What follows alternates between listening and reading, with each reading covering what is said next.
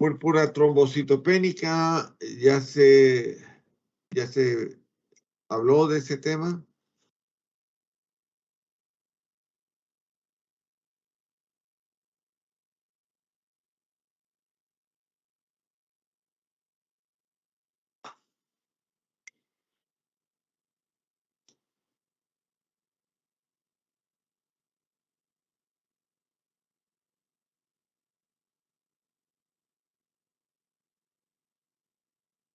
Bien, con ustedes nos quedamos en... Doctor, Dime. una consulta. Así mismo como mi compañero preguntó, yo soy del del grupo B2. Y Ajá. también tenemos los mismos temas. Y, o sea, la misma pregunta, si iba el tema de linfoma de linfocitos B. Amiloide crónico. Ese no va porque ya se los vio, ¿no? Ya, y entonces, ¿qué tema me tocaría a mí? Porque solo tengo un tema que sería médula ósea Está, hipocelular. les doy leucemia slash linfoma linfoblástico agudo. Ese tema también ya está, por lo que veo aquí.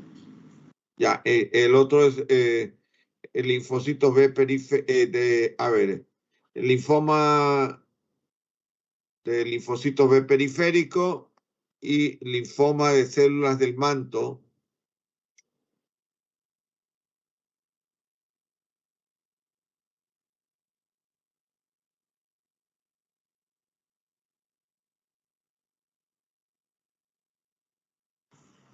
Por lo que veo también están anotados aquí.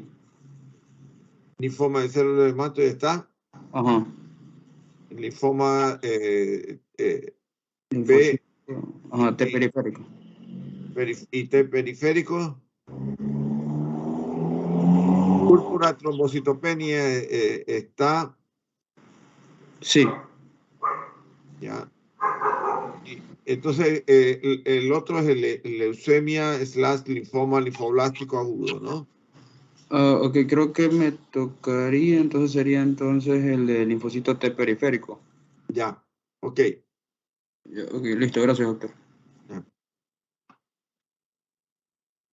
Bien, con ustedes nos quedamos en el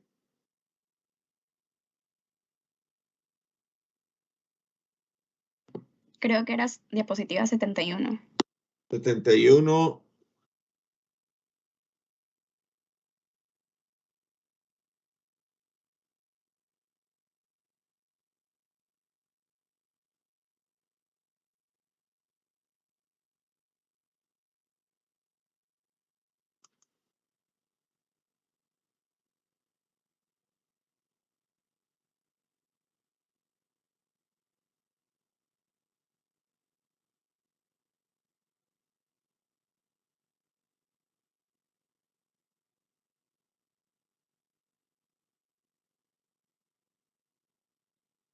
Eso es nos quedamos en linfoma de Burkitt, ¿no?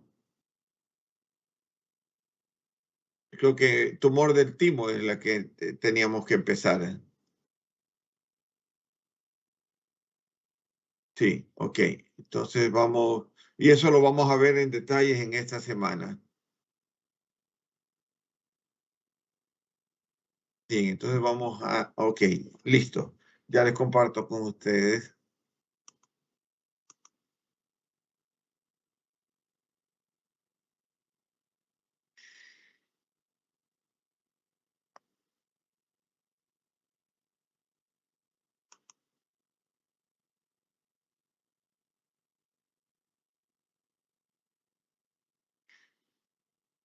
Bien, tenemos el tumor de timo.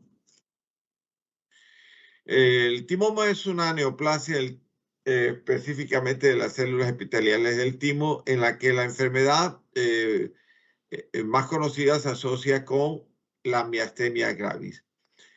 Son tumores malignos y benignos que se presentan en la parte, en el área similar y tienen características a veces muy similares. Síntomas que están asociados dentro del cuadro clínico de estos pacientes es la compresión de las estructuras que rodean al timo. El síndrome de la vena cava superior que se presenta también adicionalmente con disfagia, disnea, tos y dolor torácico. El 30 a 40% de los pacientes van a debutar con una miastenia gravis, en donde que el timoma es un hallazgo secundario. El timoma empeora con el diagnóstico en caso de tener miastenia gravis. El timoma corresponde a una neoplasia más común del mediastino anterior en los adultos. Es más común a la edad de 40 a 60 años. Normalmente se da en un 10 a 50% en pacientes que sufren una lesión mediastínica grave o que muestran anticuerpos circulantes con el receptor ACTH. La timectomía mejora después del diagnóstico de la miastenia gravis en un 25% de los pacientes. Mejoran los resultados en personas con miastenia gravis que no tienen timoma. Los síndromes paraneoplásicos se dan en un 5%, como puede ser la aplasia de las células rojas, la hipogamaglobulinemia y presentar también pacientes con lupus eritematoso sistémico, enfermedad de Cushing, síndrome de Cushing. Y esto tiene sensibilidad en un 87% y una especificidad del 95%. Dentro de la clasificación de la Organización Mundial de la Salud, tenemos el timoma medular, el timoma mixto, el timoma predominantemente cortical, el timoma cortical, el carcinoma tímico bien diferenciado y el carcinoma tímico propiamente dicho. Los estadios, de acuerdo a la clasificación de Matsuoka, modificada, tenemos el estadio 1, en el que macroscópicamente se presenta encapsulado sin evidencia microscópica de una invasión capsular. Estadio 2A, una invasión capsular microscópica. El estadio 2B, una invasión macroscópica del tejido, más que nada tejido graso adyacente. El estadio 3, invasión macroscópica a órganos vecinos, como puede ser el pericardio, a grandes vasos o a pulmón. El estadio 4A, diseminación pleural y pericárdica. Y el estadio 4B, cuando existe una metástasis por vía hematógena o por vía linfática. Los timomas radiológicamente tienen una alteración de contorno mediastínico como una masa que presenta opacidades de densidad en las partes blandas del espacio retroesternal, como se observa en las dos áreas superiores de estas placas de rayos X. El tamaño es variable y tiene una forma esférica u ovoidea. Puede ser unilateral y pueden sugerir cualquier otra localización adicional. El timoma tiene una proliferación neoplásica tímica de origen epitelial. Es la segunda neoplasia a nivel mediastinal, se da en un 20% en adultos. Es la primera causa en el mediastino anterior. Se da en adultos de edad media, en el 70% por encima de los 40 años. Es una lesión encapsulada, sólida, polilobulada. Tienen áreas quísticas en un 40%, con una necrosis en un 25%. Tiene un crecimiento lento y una metástasis infrecuente. La variedad histológica puede ser predominantemente epitelial, predominantemente linfocítica o puede ser mixta, epitelial y linfocítica. Aquí vemos una masa tumoral multilobulada, irregular, que tiene un aspecto carnoso, que tienen degeneraciones quísticas, como lo observamos en la parte superior izquierda de una masa que tiene como una pseudocápsula que lo delimita y tiene un color rosado amarillento. En el ataque del carcinoma tímico, que presentan calcificaciones en su interior, sugestivas naturalmente de carcinoma tímico. Pero hay que tomar en cuenta también un posible teratoma o linfoma. Bien, el timoma maligno está dado por células neoplásicas epiteliales.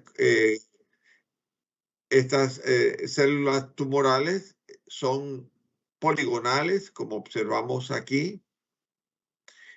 Tienen núcleos grandes, ovalados, blandos, de nucleolos poco notorios. Los nucleolos son picnóticos, realmente pequeños, poco notorios. Se aprecian células linfoides pequeñas, reactivas, dispersas. El aspecto morfológico es de un tumor idéntrico, es muy similar a que se observa en timomas benignos o de tipo cortical. No obstante, el tumor es localmente agresivo y puede invadir a pulmón, en el área vecina, o también el pericardio adyacente. Este caso, un timoma maligno metastásico al hígado, ahí vemos parénquima hepático, y vemos que en la parte central se observa un corpúsculo de Hassel. Ese corpúsculo de Hassel es el que va a determinar de que se comprueba de que se trata de un timoma maligno infiltrante a hígado. Si hiciéramos la inmunohistoquímica de este caso, entonces tendríamos un anti-CK que viene a ser citoqueratina, anticitoqueratina. Vemos que tiene una inmensa positividad global del tumor con inmunomarcación de elementos fusocelulares, miren, alargados, fusocelulares, proliferantes, y que confirma entonces la naturaleza de tipo epitelial. Bien, ahora hablando del hiperesplenismo, el hiperesplenismo consiste en una función excesiva del vaso con un secuestro de eritrocitos, leucocitos y plaquetas, lo que va a originar una disminución de tipo leve a moderada de dichas líneas celulares. El hiperesplenismo está causado por una hipertensión portal. Hay un aumento de la destrucción de plaquetas por éstasis del vaso y por lo tanto existen cirrosis. También es muy frecuente que se dé una plaquetopenia. El hiperesplenismo presenta una hiperactividad de las funciones del vaso. Es decir, va a dar lugar a secuestros y destrucciones de elementos sanguíneos figurados que va a disminuir la cantidad de la circulación. Puede afectar a los eritrocitos, a las plaquetas o a ambos. En la parte diagnóstica tenemos que tener en cuenta que va a existir una esplenomegalia, va a existir también citopenias acompañadas con una hiperplasia de la médula ósea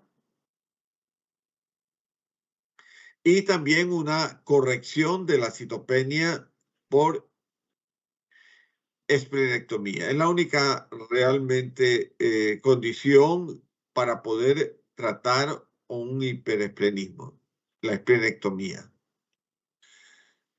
La esplenomegalia y el hiperesplenismo, existen varias causas de esplenomegalia con trombocitopenia secundaria, la cual una de ellas es la cirrosis hepática. Miren, aquí vemos el hígado cirrótico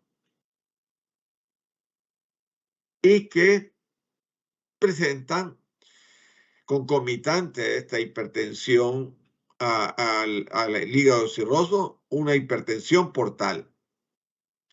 Y como consecuencia también va a existir la esplenomegalia congestiva. Fisiopatológicamente, del hiperesplenismo es un fenómeno responsable de un aumento del secuestro esplénico. Tiene una infiltración celular, una gran congestión vascular, hiperplasias de las células fagocíticas residentes del vaso o células circulantes en la sangre periférica de tipo opocinadas y cargadas de diversos tipos de anticuerpos. Finalmente son depuradas por los macrófagos del vaso. De todos los casos de trombocitopenia grave, hay que asegurarse de una hemostasia local. Va a interrumpir los fármacos responsables de la trombocitopenia y que interfieren en la coagulación. Debe evitarse procedimientos invasivos como son la punción o catéteres. La trombocitopenia central va a generar una transfusión de plaquetas para compensar esta trombocitopenia. El hiperesplenismo generalmente no es necesario un tratamiento de transfusión de plaquetas con procedimientos invasivos o cirugía mayor y una trombocitopenia importante. De tratarse con agonistas del receptor de los a base de trombopoyetina en la evaluación. El tipo de consumo, las lesiones que son de tipo de consumo, está implicada la coagulación intravascular diseminada con un tratamiento de la causa a dosis bajas de heparina cuando se presenta esta coagulación intravascular diseminada, con una transfusión de plaquetas, una perfusión de los factores de coagulación, con púrpura trombótica, trombocitopénica e intercambio plasmático con tratamiento de rituximab.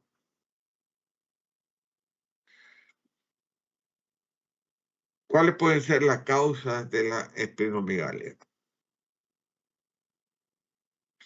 Una congestión esplénica por secuestro de eritrocitos con eferocitosis y anemia hemolítica. Una hematopoiesis extramedular por causa de traumatismo o hematoma. Puede existir una enfermedad crónica o inflamatoria o infecciosa, como puede ser diversos tipos, como una sífilis, como un paludismo por plasmodium, o infecciones como una hepatitis, etcétera, etcétera. Puede haber una invasión esplénica con granulomas, por ejemplo. Estos granulomas causados por micobacterios tuberculosis. O pueden también ser causas debido a un linfoma o un mieloma múltiple. Todos estos pueden generar esta esplenomegalia, indistintamente de acuerdo al paciente.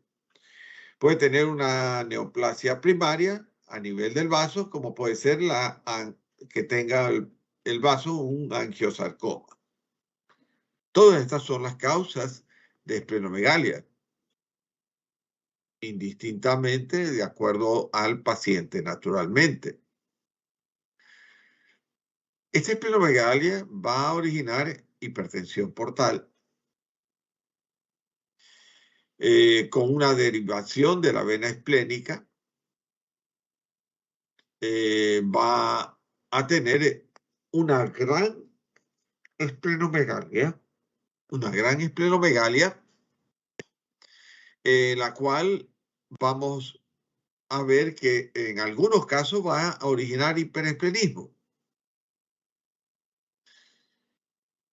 Cuando origina este hiperesplenismo, generalmente se debe a que hay una vida media baja en el número de elementos hemáticos.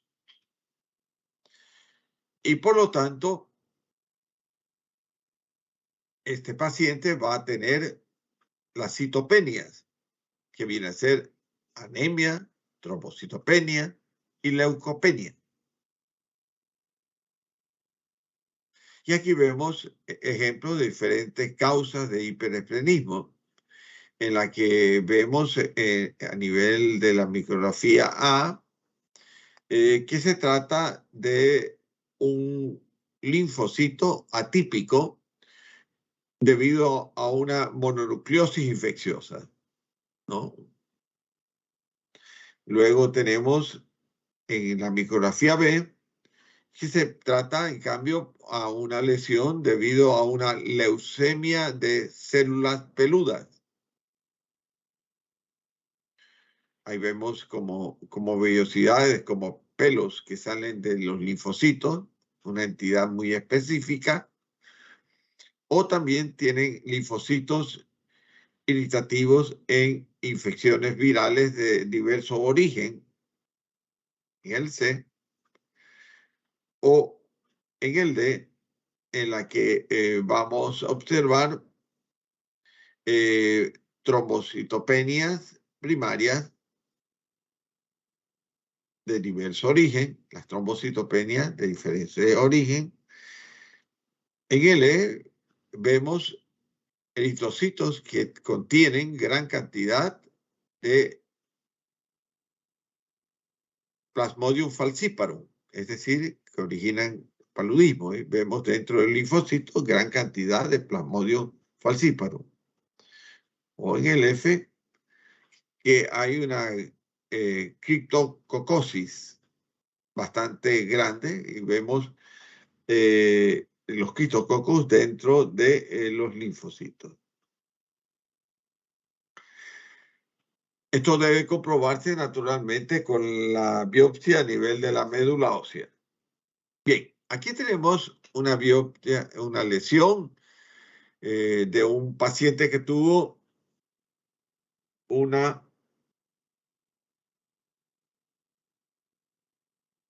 esplenomegalia por hiperesplenismo. Y esta esplenomegalia por hiperesplenismo se procesó los cortes histopatológicos y se observó esto, que hay una escasa pulpa blanca, pero una mayor proporción muy activa de la pulpa roja, la cual los cordones Birlot contenían una gran actividad fagocítica. Miren esa gran actividad fagocítica. Y a mayor aumento se vio que los macrófagos estaban fagocitando eritrocitos, que corresponde a eritrofagia, leucocitos, que corresponden a una leucofagia. También presentaban hemosiderófagos con pigmentos de hemosiderina en su interior, y también algunos plaquetas que estaban siendo fagocitadas. En eso puede ser la pancitopenia, en este caso, cuando existen todas las secuestros de los elementos figurados de la sangre, entonces es una pancitopenia. Entonces, esto implica de que el vaso, en lugar de dar lugar a anticuerpos y ser el sepulcro de los eritrocitos viejos, que se denaturaliza y se convierte en fibrina. Aquí, en cambio, todos los elementos figurados de la sangre comienzan a ser fagocitados. Y al dar esto implica un secuestro de todos los elementos figurados de la sangre. A veces más de una línea, a veces más de otra línea. A veces puede ser, pero normalmente se dan las citopenias debido a que son literalmente secuestrados por los macrófagos estos elementos figurados de la sangre. Y por lo tanto, si secuestran, entonces represan. Y si represan, hay una gran espectromegalia que va a originar que el paciente tenga, si son eritrocitos, anemia. Si son plaquetas, una trombocitopenia, entonces va a tener traducirse con problemas de diversos grados de hemorragias, petequias, púrpuras, equimosis, de manera sistémica. Y también, si secuestra glóbulo blanco, quiere decir que el paciente no va a tener defensas y entonces va a tener infecciones. Y por lo tanto, es fácil sorpresa de que si está en contacto con Plasmodium y se dé la situación de que o si están en contacto con virus de hepatitis. Pues, entonces, hay hiperesplenismos que son primarios o secundarios. Igual, perdón, dígame, ¿alguien me pregunta algo? Perdón, ¿alguien me quiere preguntar algo?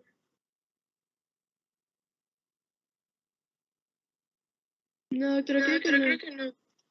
Ah, ya. Entonces, si se dan esa citopenia, entonces calculen ustedes en el paciente va a tener infecciones a repetición porque los leucocitos están siendo secuestrados, hemorragias en diversas partes, petequias, epístasis, en todo, cualquier parte del organismo, y anemia, pues va a estar muy débil y pues naturalmente él va a considerarse el paciente que cada vez más va a represar más cantidad de elementos figurados en la sangre, se produce el esplenomegalia y la única condición de salvarle la vida al paciente es la esplenectomía.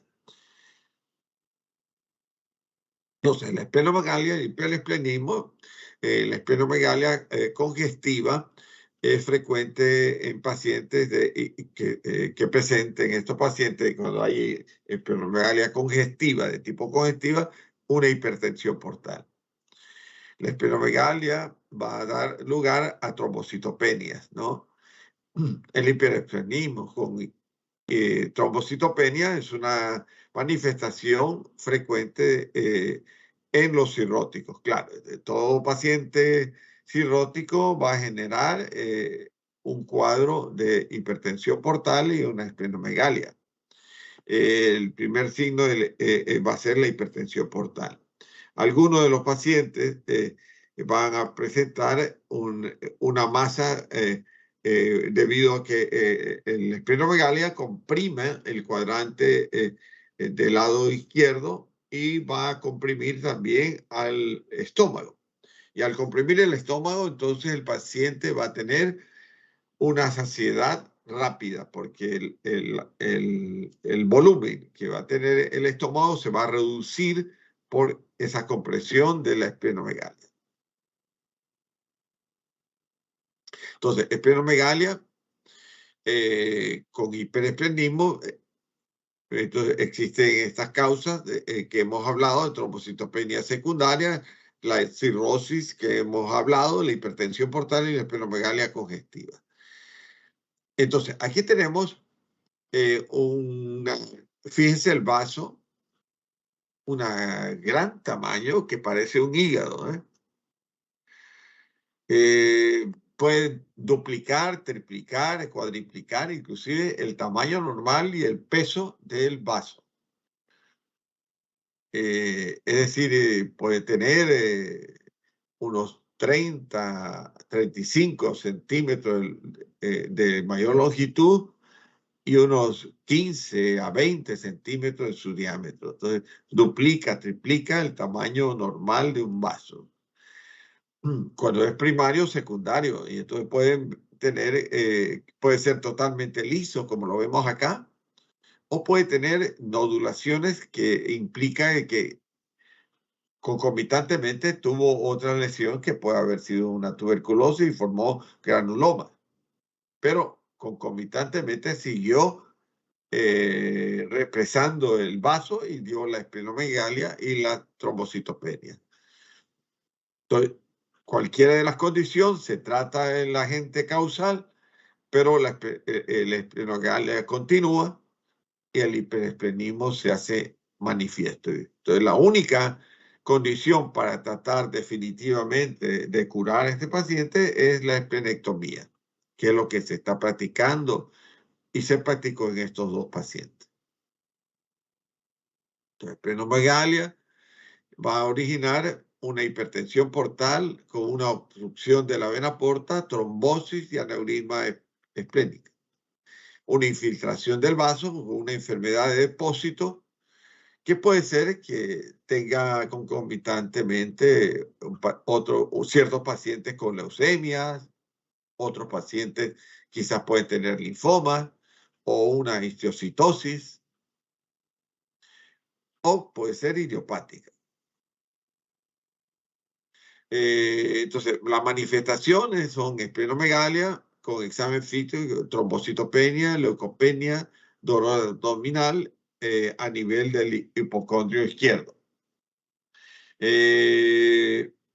La esplenomegalia más trombocitopenia igual a un signo de hipertensión portal.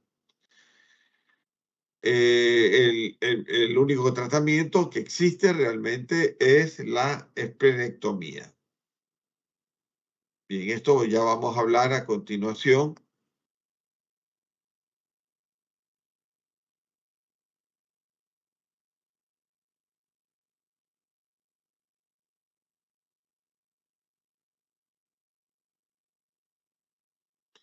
Bien. Y ahora vamos a hablar del mieloma múltiple. El mieloma múltiple es un cáncer que comienza en las células plasmáticas. Este tipo de glóbulos blancos que se forman en el sistema inmunitario encargado de proteger el cuerpo contra gérmenes y otras sustancias malignas. Con el paso del tiempo, las células del mieloma se acumulan en la médula ósea y en las partes sólidas del hueso.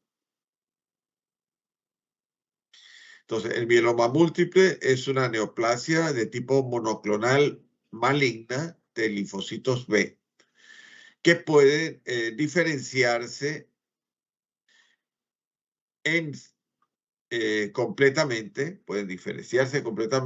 hasta llegar a ser células plasmáticas que proliferan en la médula ósea. La incidencia es de 1 a 2 pacientes por cada 100.000 habitantes por año. La parte epidemiológica es raro debajo de los 40 años de edad.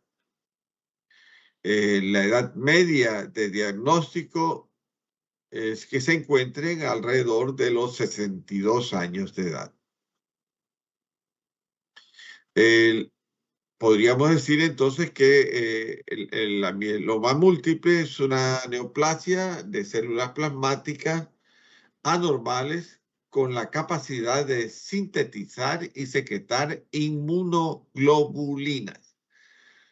Aquí lo observamos, lo vamos a encontrar en la médula ósea elaborada por las células plasmáticas y vemos que las células de mieloma múltiple son células plasmáticas anormales, que han aumentado de tamaño y tienen diversos grados de diferenciación.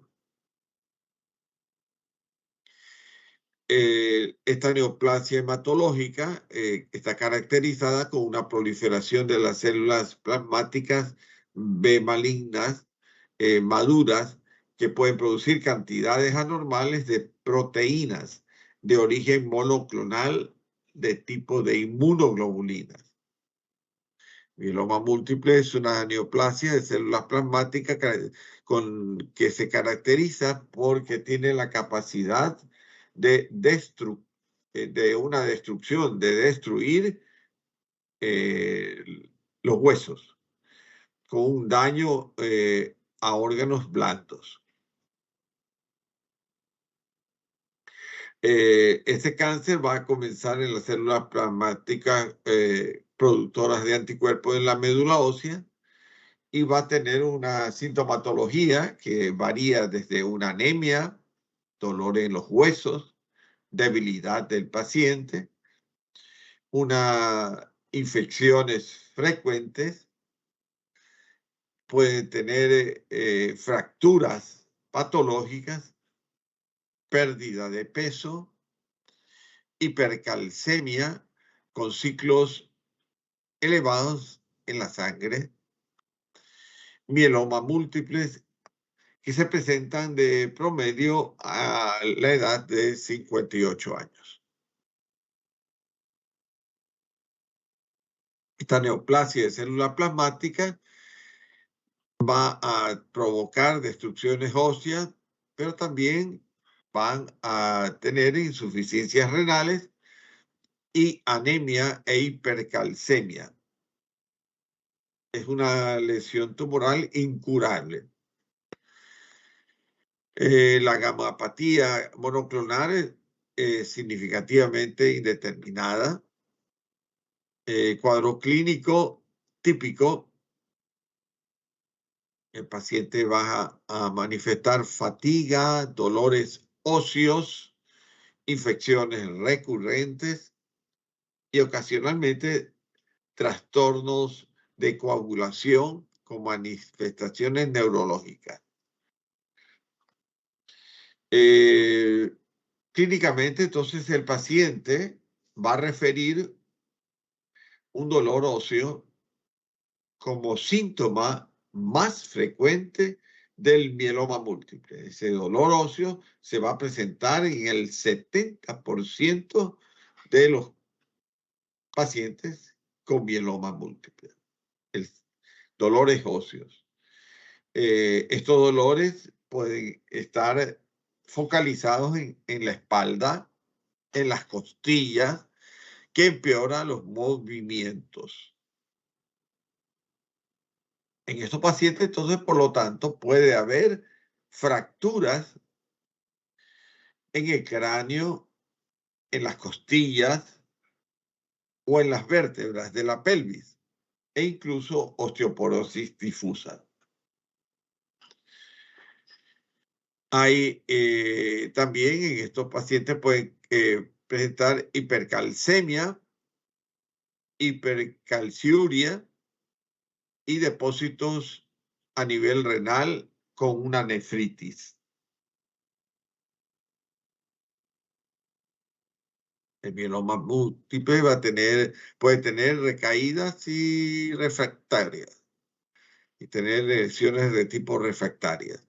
El mieloma múltiple es un cáncer realmente incurable en la sangre, comienza en la médula ósea, se va a caracterizar con una proliferación excesiva de células plasmáticas. Esta lesión, pues, se puede dar en un 47% en personas diagnosticadas con mieloma múltiple, van a fallecer en un plazo de aproximadamente 5 años. El 28% de los pacientes con mieloma múltiple van a fallecer en el año siguiente al diagnóstico.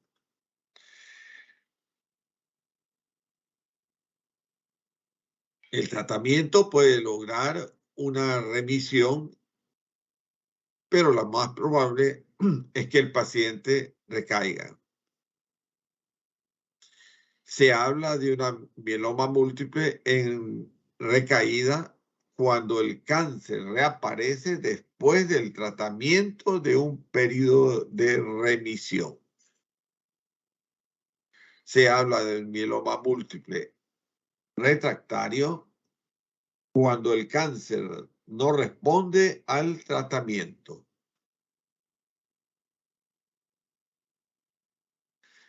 El cáncer de célula plasmática de tipo de glóbulos blancos de la médula ósea se contribuye en combatir, van a contribuir en combatir las infecciones.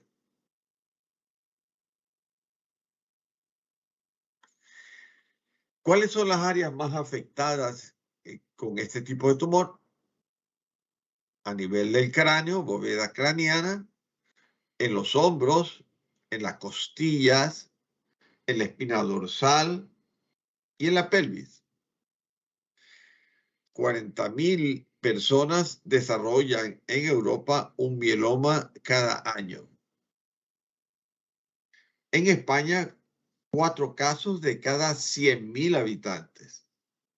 Y el 29% de los enfermos fallecen en un año siguiente al diagnóstico. Afecta a mayores de 65 años de edad y es más frecuente en hombres que en mujeres. El mieloma múltiple presenta proliferación y diferenciación celular para la interleuquina 6. La interleuquina 6 va a estar aumentada y es de mal pronóstico. Hay una mayor producción de gran cantidad de células plasmáticas, fibroblastos, macrófagos, por influjo de la interleuquina 1. Las citocinas median la destrucción ósea, principalmente con hallazgo anatomopatológico. Van a presentar positividad de citocinas FNT B, de tipo B, interleuquina 1, interleuquina 6, y estos pacientes van a tener, es mandatorio para poder diagnosticar un aspirado de médula ósea, una electroforesis de proteína sérica y una determinación muy importante de inmunoglobulinas y de BCAA, la proteína BCAA. En la parte clínica va a tener manifestaciones de mieloma múltiple, va a tener una proliferación tumoral plasmocelular con lesiones esqueléticas, va a referir anemia, va a observarse anemia, infiltración a otros órganos y tejidos. La producción de proteína monoclonal El componente M va a tener junto a esto insuficiencia renal, síndrome de hiperviscosidad, predisposición aumentada de infecciones a la producción de la citocina de células mielomatosas o por células estromales. Interleuquina 1 y interleuquina 6 va a generar lesiones óseas y también hipercalcemia. Mieloma múltiple, dentro de la parte clínica, proceden de la infiltración de órganos, principalmente los huesos, que estos pueden generar fracturas patológicas e hipercalcemias. Presenta una producción anormal de infecciones y debe ser diagnosticado a través de la electroforesis de proteínas. El 99% aumenta la inmunoglobulina S y la cadena L. El 55% de la inmunoglobulina monoclonales, componentes M y GG. Y el 25% producen inmunoglobulina A y GA. En los mielomas múltiples, en los métodos de Estados Unidos, tiene que hacerse hemogramas completos, eritrosedimentación y observar la función renal con análisis o exámenes de uremia, creatinina, clearance de creatinina, uricemia y sedimento urinario. La calcemia es manifiesto, la calcemia y la fosfatemia. Fosfatasa alcalina, deshidrogenasa láctica, B2 microglobulina. La electroforesis de proteínas plasmática y urinaria son mandatorios. Inmunoelectroforesis de proteínas de células plasmáticas y urinarias. Inmunoglobulinas cuantitativas en la sangre y orina, proteínas totales y albúminas. Los niveles de calcio, detección de calcio con hemograma, creatinina, series radiológicas óseas y la médula ósea. Ahora, el aspirado de médula ósea del mieloma múltiple va a originar esta gran proliferación anormal de células plasmáticas, como observamos, que producen anticuerpos e inmunoglobulinas con componentes monoclonales de proteína M. Dentro del tratamiento tenemos dos, el tratamiento de soporte y el tratamiento tumoral. El tratamiento de soporte implica alivio del dolor, hidratación, prevención y manejo de las infecciones y remineralización de los de la parte ósea, remineralización de la parte ósea y la prevención. En el tratamiento tumoral debe practicarse quimioterapias, interferón, radioterapias, cirugía y trasplante de médula ósea. También talidomida. El mieloma múltiple se da en pacientes no candidatos en TAMO. Dentro del tratamiento, el melphalan y la prednisona y talidomida es uno de los principales tratamientos. El diagnóstico de mieloma múltiple debe hacerse la proteína monoclonal en el suero. Se va a dar 3 gramos por decilitro. En la médula ósea, aproximadamente el 10% de las células plasmáticas monoclonales lo vamos a encontrar en esa biopsia de médula. Daño orgánico va a presentar el paciente hipercalcemia, insuficiencia renal, anemia y lesiones linfáticas en los huesos.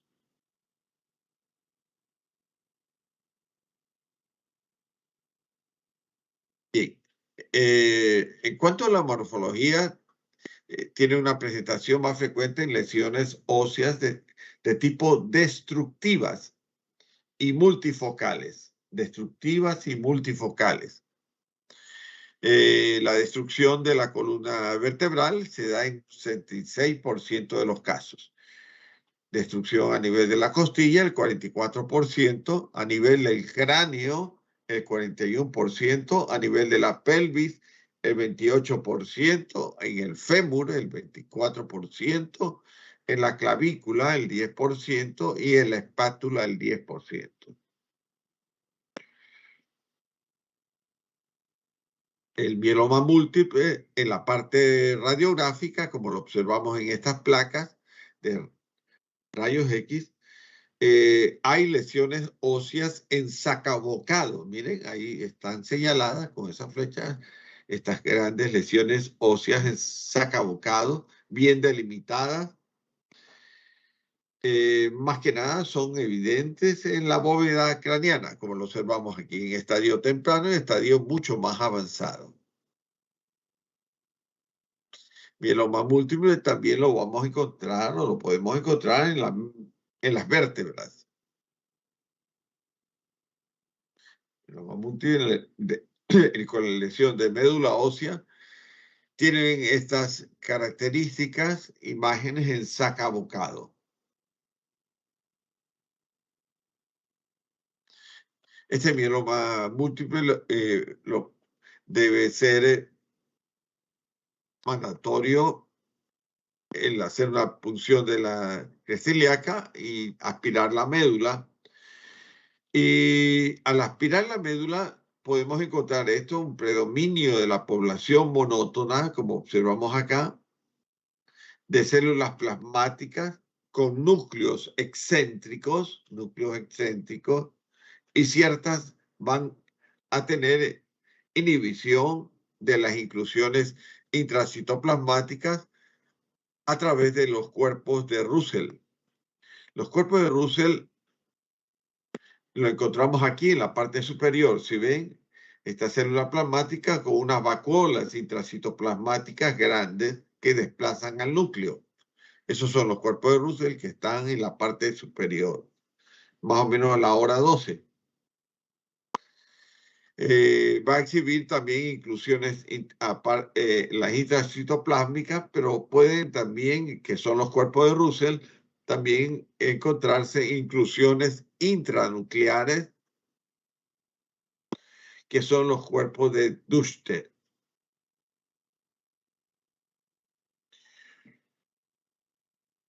En la mieloma múltiple, las células medulares están reemplazadas principalmente por células plasmáticas, como observamos en estos preparados hematológicos, con núcleos excéntricos, observen núcleos excéntricos, incluida la forma con múltiples núcleos y nucleolos prominentes.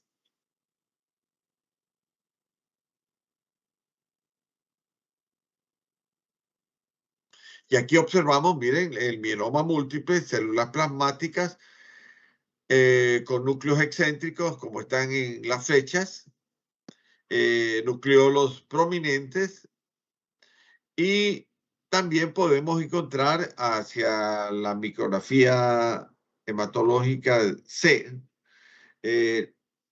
las inclusiones intracitoplasmáticas de formaciones vacuoladas que contienen inmunoglobulinas.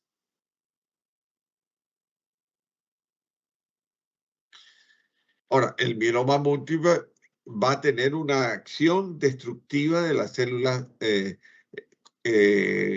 óseas, ¿no? En la cual las plasmocitos o las células plasmáticas van a afectar los huesos,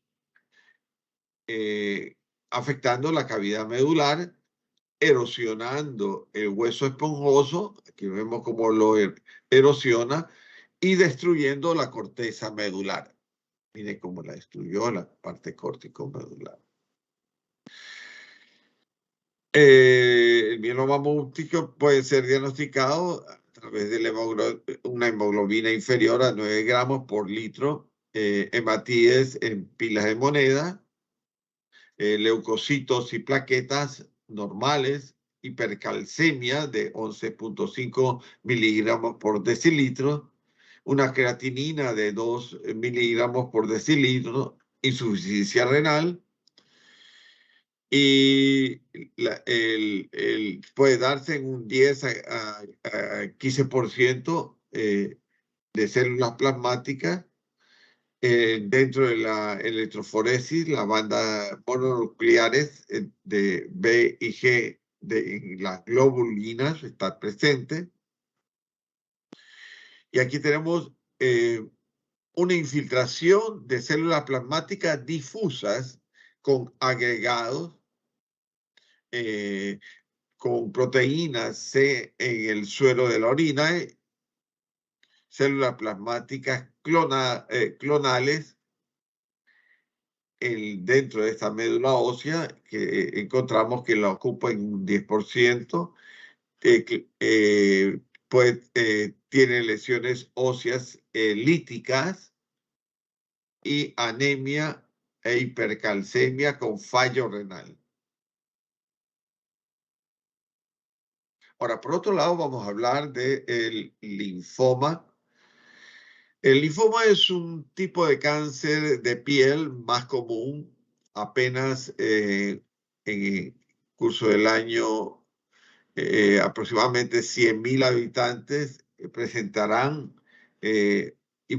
esta lesión y pueden confundirse como un eczema o una dermatitis banal.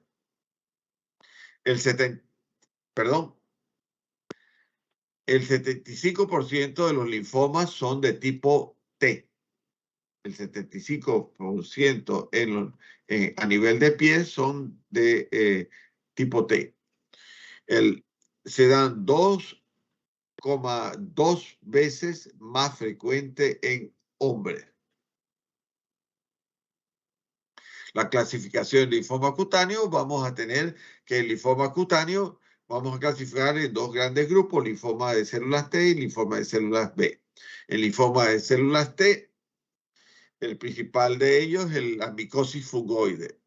Luego el síndrome de Sézary, está relacionado con la micosis fungoide, la papulosis linfomatoide, el linfoma de células grandes anaplásicas, CD30 positivo. Luego el linfoma de célula B con linfoma de la zona marginal, el centro folicular y linfoma de las células grandes sin permiso. Ahora, este linfoma de célula B lo vamos a clasificar en tres grupos. El linfoma de la zona marginal, el linfoma centrofolicular y finalmente el linfoma de células grandes tipo piernas. Bien, hablando de la micosis fungoide, el linfoma de células T. El cuadro clínico, esta es una enfermedad insidiosa con una aparición de placas eritematoso-descamativas, pruriginosas, causa escozor, localizados simétricamente en la cara anterior de ambas piernas. Durante el transcurso de 2 meses siguientes va a tener el paciente prurito, fue aumentando de su intensidad y va a tener lesiones que van a comenzar a extenderse. De manera que se hace ascendente Está comprometido también a nivel del muslo, en el abdomen y en las extremidades superiores.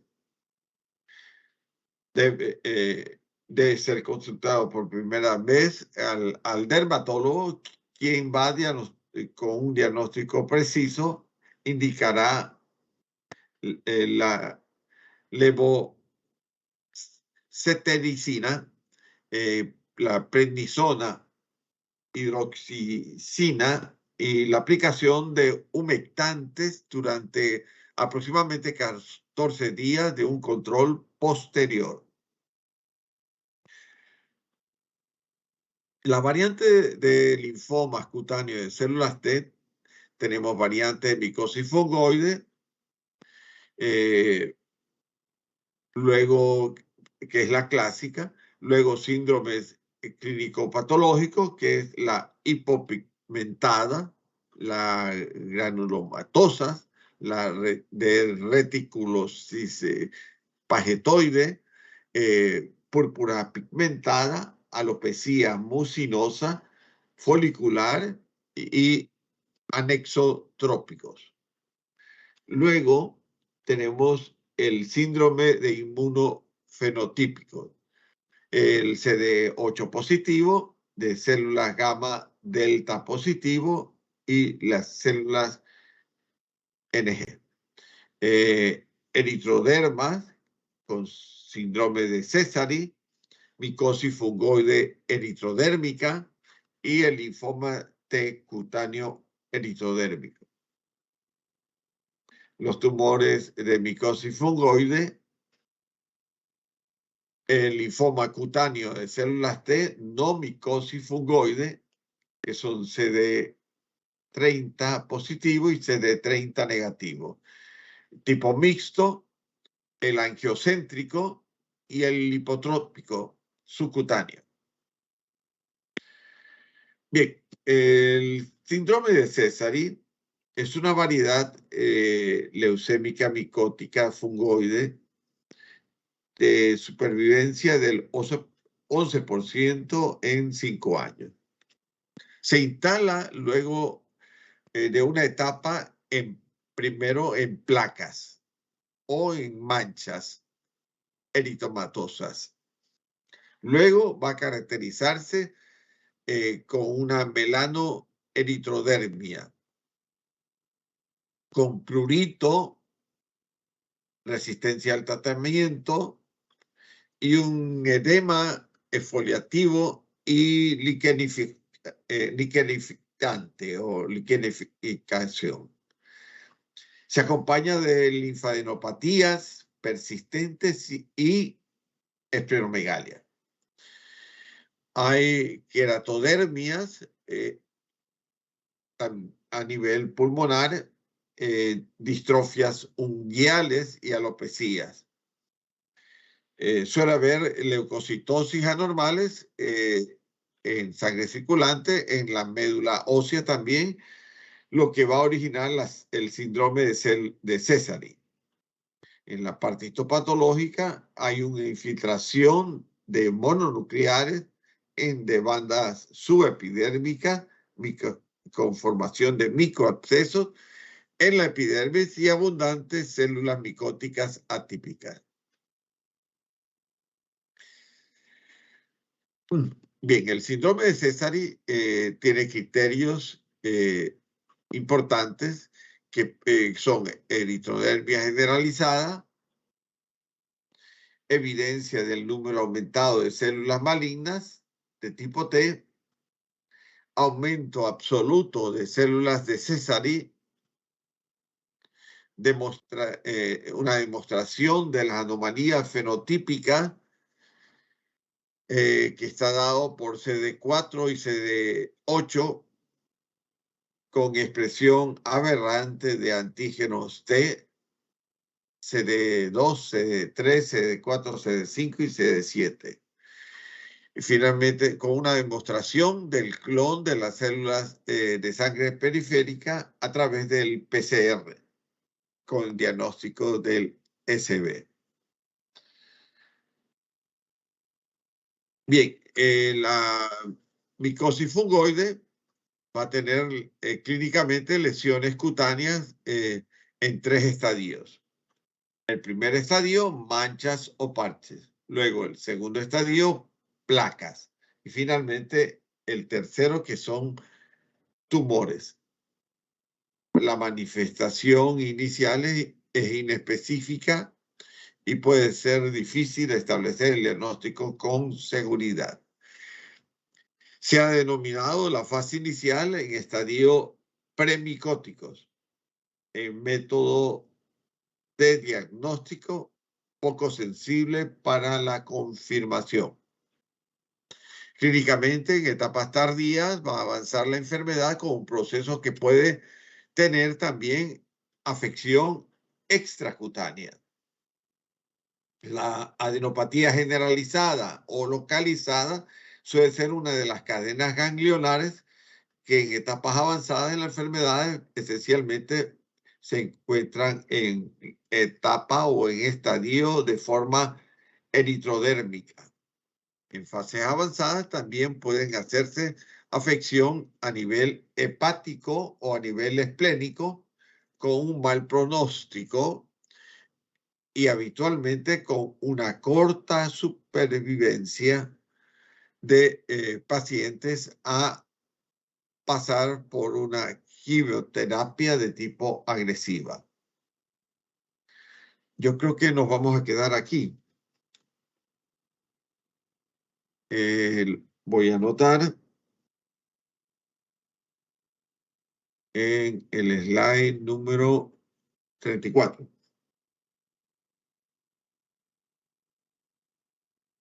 ¿Hay alguna pregunta? No, doctor. ¿Está bien? Micosis fungoide.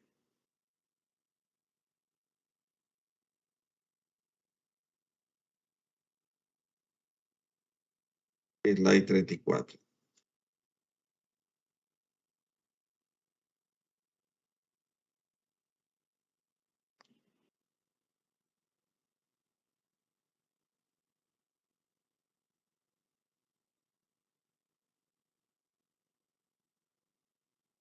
Bien. Les voy a tomar lista.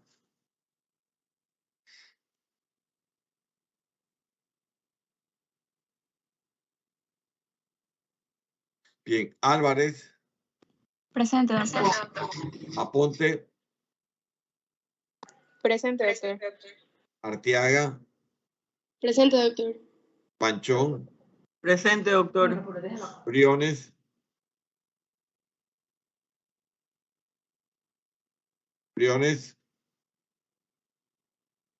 Brito, Presente, doctor.